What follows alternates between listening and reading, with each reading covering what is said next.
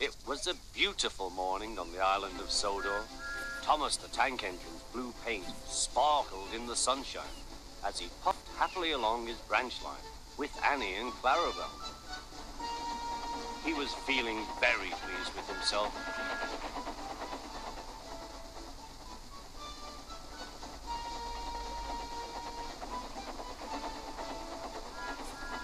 "Hello, Thomas," whistled Percy. "You look splendid."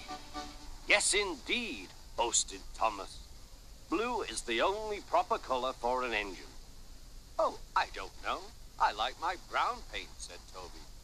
"I've always been green. I wouldn't want to be any other color either," added Percy. Well, anyway, huffed Thomas, "blue is the only color for a really useful engine. Everyone knows that." Percy said no more. He just grinned at Toby. Later, Thomas was resting when Percy arrived. A large hopper was loading his trucks full of coal. Thomas was still being cheeky. "Careful," he warned. "Watch out with those silly trucks." Go on, muttered the trucks. "And by the way," went on Thomas, "those buffers don't look very safe to me." The last load poured down. "Help! I'm choking!" cried Thomas. "Get me out!" Percy was worried, but he couldn't help laughing. Thomas's smart blue paint was covered in coal dust from smoke box to bunker. "Ha ha," chuckled Percy.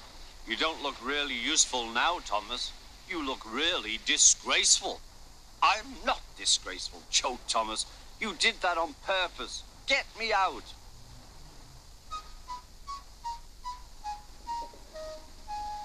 It took so long to clean Thomas that he wasn't in time for his next train. Toby had to take Annie and Clarabelle. "Poor Thomas," whispered Annie to Clarabelle. They were most upset.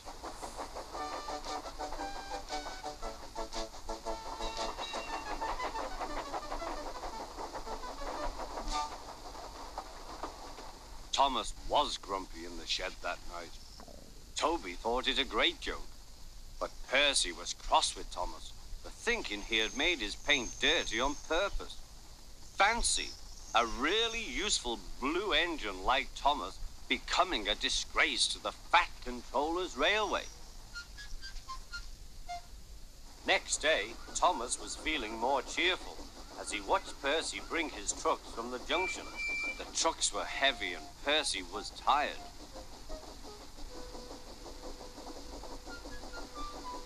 "Have a drink," said his driver, "then you'll feel better." The water column stood at the end of the siding with the unsafe buffers. Suddenly, Percy found that he couldn't stop. The buffers didn't stop him either. "Oh," wailed Percy, "help!"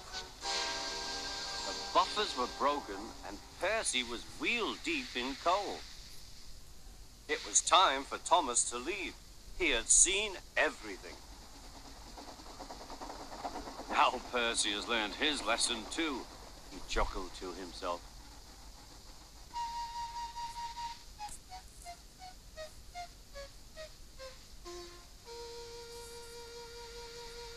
That night, the two engines made up their quarrel.